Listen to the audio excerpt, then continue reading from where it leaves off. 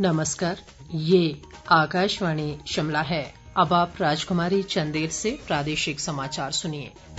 आज के मुख्य समाचार। मुख्यमंत्री जयराम ठाकुर ने अधिकारियों को सड़कों व पुलों के निर्माण कार्यों में तेजी लाने के दिए निर्देश। केंद्रीय वित्त राज्य मंत्री अनुराग ठाकुर ने कहा, कोरोना संकट के दौरान केंद्र सरकार ने प्रत्येक वर्ग को पहुंचाई राहत। अवैध खनन की समस्या से निपटने के लिए ड्रोन सिस्टम शुरू करेगी प्रदेश पुलिस। और कुल्लू का अंतर्राष्ट्रीय दशहरा उत्सव कल से होगा शुरू, फेसबुक और यूट्यूब पर होगा सीधा प्रसारण। कोविड-19 महामारी के खिलाफ देश एकजुट होकर लड़ रहा है। आप भी हमारे साथ सुरक्षा और बचाव के 3 आसान एहतियाती उपायों का संकल्प लें। कोविड-19 से बचाव और सुरक्षित रहने के 3 उपाय। मास्क लगाएं, 2 गज दूरी है जरूरी, सुरक्षित दूरी रखें, हाथ और मुंह साफ रखें। अब समाचार विस्तार से। मुख्यमंत्री जयराम ठाकुर ने लोक निर्माण विभाग के अधिकारियों को सड़कों, पुलों और अन्य परियोजनाओं के कार्यों में तेजी लाने के निर्देश दिए हैं। शिमला से आज वीडियो कॉन्फ्रेंसिंग के माध्यम से विभाग की एक समीक्षा बैठक में उन्होंने कहा कि निर्माण कार्यों में देरी और गुणवत्ता में लापरवाही को बर्दाश्त नहीं किया जाएगा।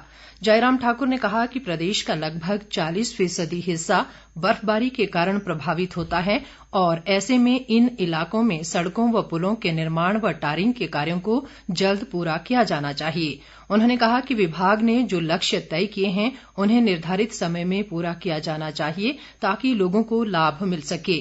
मुख्यमंत्री ने प्रधानमंत्री ग्राम सड़क योजना के बेहतर संचालन में मंडी जिले को देश भर में अव्वल रहने और राज्य में सड़क निर्माण को लेकर दूसरे स्थान पर आने के लिए विभाग के अधिकारियों को बधाई दी। बैठक में विभाग के वरिष्ठ अधिकारियों ने भाग लिया। केंद्रीय वित्त व कारपोरेट मामले राज्य मंत्री अनुराग ठाकुर ने कहा है कि प्रधानमंत्री नरेंद्र मोदी के नेतृत्व में पूरी दुनिया ने भारत की ताकत का लोहा माना है और कोरोना संकट के दौरान केंद्र सरकार ने प्रत्येक वर्ग को राहत पहुंचाने का प्रयास किया है।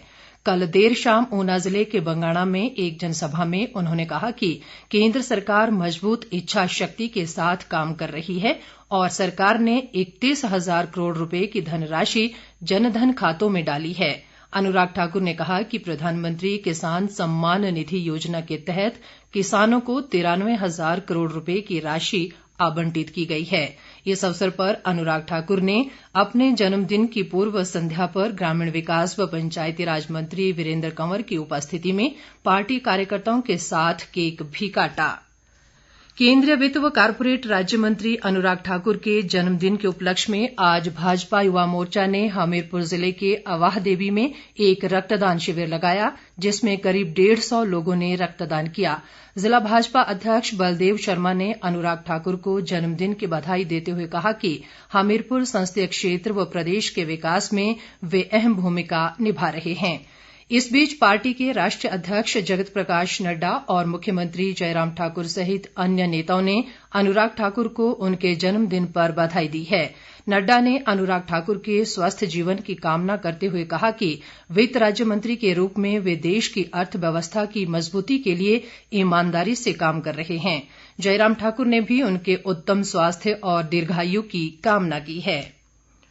खाद्य आपूर्ति मंत्री राजेंद्र गर्ग ने कहा है कि प्रत्येक घर को नल और नल में जल पहुंचाना राज्य सरकार की प्राथमिकता है।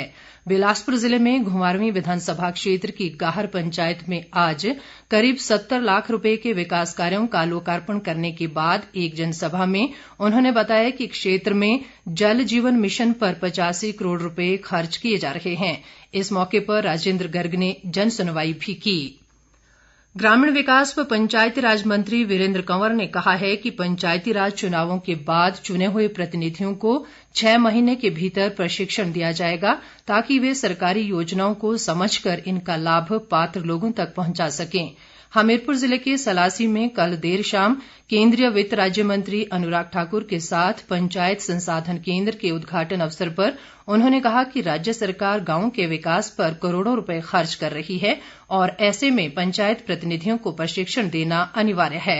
वीरेंद्र कंवर ने कहा कि पशुओं की टैगिंग को लेकर भी सरकार जल्द कानून बनाने जा रही है। उन्होंने कहा कि जो व्यक्ति टैगिंग के साथ छेड़छाड़ करेगा या पशुओं को बेसहारा छोड़ेगा उसके खिलाफ सख्त कार्रवाई की जाएगी। प्रदेश में कोरोना संक्रमितों की संख्या बढ़कर 20,081 हो गई है। राज्य में आज अभी तक कोरोना के 41 नए मामले सामने आए हैं। प्रदेश में आज अभी तक 142 लोगों ने कोरोना से जंग जीती है। राज्य में अब तक 17,256 लोग उपचार के बाद ठीक हो गए हैं, जबकि कोरोना से मरने वालों की संख्या 285 हो गई है। प्रदेश में इस समय कोरोना के सक्रिय मामलों की संख्या 2,513 है। राज्य में अवैध खनन की समस्या से निपटने के लिए पुलिस ने ड्रोन सिस्टम शुरू करने की योजना बनाई है और प्रत्येक जिले में इसकी मदद से अवैध खनन पर नजर रखी जाएगी। पुलिस महानिदेशक संजय कुंडू ने आज धर्मशाला में एक पत्रकार वार्ता में बताया कि ड्रोन के माध्यम से मंदिरों में भी नजर रखी जाएगी। उन्होंने कहा कि कुल्लू की तर्ज पर इंटेलिजेंट ट्रैफिक मैनेजमेंट सिस्टम पूरे प्रदेश में लागू किया जाएगा। कल विजयदशमी है। ये पर्व बुराई पर अच्छाई के प्रतीक के रूप में मनाया जाता है। राज्यपाल बंडारू दत्तात्रेय और मुख्यमंत्री जयराम ठाकुर ने दशहरे की पूर्व संध्या पर प्रदेशवासियों को शुभकामनाएं दी हैं। राज्यपाल ने कहा है कि ये पर्व हमें बुराई से दूर रहने और सत्य के मार्ग पर चलने की शिक्षा देता है।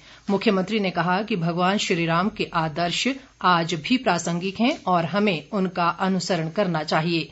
प्रदेश कांग्रेस अध्यक्ष कुलदीप राठौर सहित अन्य नेताओं ने भी विजयदशमी की शुभकामनाएं दी हैं। इस बीच 7 दिन तक चलने वाला कुल्लू का अंतर्राष्ट्रीय दशहरा उत्सव भी कल से शुरू हो रहा है। दशहरे की परंपराओं का निर्वहन करने को लेकर सभी औपचारिकताएं पूरी कर ली गई हैं। कुल्लू की उपायुक्त ऋचा वर्मा ने बताया कि भगवान रघुनाथ की रथ यात्रा के साथ दशहरा उत्सव शुरू होगा और कोरोना महामारी के चलते इस बार सीमित संख्या में ही लोग रथ यात्रा में भाग लेंगे। उन्होंने कहा कि उत्सव में अधिक संख्या में लोगों की भीड़ पर प्रतिबंध रहेगा। उन्होंने कहा कि फेसबुक और यूट्यूब पर अंतर्राष्ट्रीय दशहरा उत्सव का सीधा प्रसारण किया जाएगा। त्योहारों के चलते शिमला नगर निगम क्षेत्र में सभी दुकानें रविवार को खुली रहेंगी। शिमला के उपायुक्त आदित्य नेगी ने इस बारे में आदेश जारी करते हुए कहा कि 25 अक्तूबर, 1 नवंबर और 8 नवंबर को स्वैच्छिक आधार पर सभी दुकानें खोलने को अनुमति प्रदान की गई है। उन्होंने बताया कि दुकानों में काम करने वाले श्रमिकों को कानून के तहत साप्ताहिक छुट्टी और अन्य लाभ देना आवश्यक होगा। प्रधानमंत्री नरेंद्र मोदी कल सुबह 11 बजे आकाशवाणी से मन की बात कार्यक्रम में अपने विचार साझा करेंगे। इस कार्यक्रम का आकाशवाणी और दूरदर्शन के समूचे नेटवर्क से प्रसारण किया जाएगा। ये प्रसारण newsonair.com और news on AIR mobile app पर भी उपलब्ध रहेगा। इसका आकाशवाणी, डीडी न्यूज, प्रधानमंत्री कार्यालय तथा सूचना और प्रसारण मंत्रालय के यूट्यूब चैनलों पर भी सीधा प्रसारण किया जाएगा। अंत में मुख्य समाचार एक बार फिर। मुख्यमंत्री जयराम ठाकुर ने अधिकारियों को सड़कों व पुलों के निर्माण कार्यों में तेजी लाने के दिए निर्देश। केंद्रीय वित्त राज्य मंत्री अनुराग ठाकुर ने कहा, कोरोना संकट के दौरान केंद्र सरकार ने प्रत्येक वर्ग को पहुंचाई राहत। अवैध खनन की समस्या से निपटने के लिए ड्रोन सिस्टम शुरू करेगी प्रदेश पुलिस। और कुल्लू का अंतर्राष्ट्रीय दशहरा उत्सव कल से होगा शुरू। फेसबुक और यूट्यूब पर होगा सीधा प्रसारण। इसके साथ ही ये समाचार बुलेटिन समाप्त हुआ। नमस्कार।